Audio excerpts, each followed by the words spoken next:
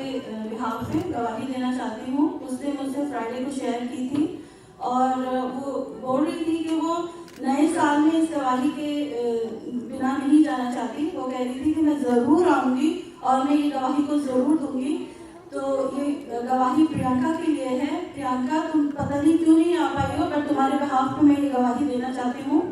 Priyanka India से belong करती है और प्रियंका ने कहा कि जब वो नवंबर में अपने घर छुट्टी पे गई तो उसको बहुत सारे दोस्तों से उसने कुछ पैसे वैसे उठाकर उधार लेकर और अपने घर वो गई।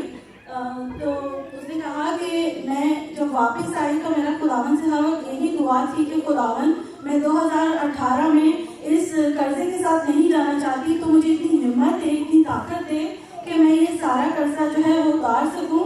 तो उसने कहा विदिन 1 मंथ उसने मुझे 25 को ये गवाही दी। से कहा आज बाकी 25 तारीख है और खुदावन के फजल से मेरे ऊपर एक तरह का कर्जा नहीं है। हालेलुया।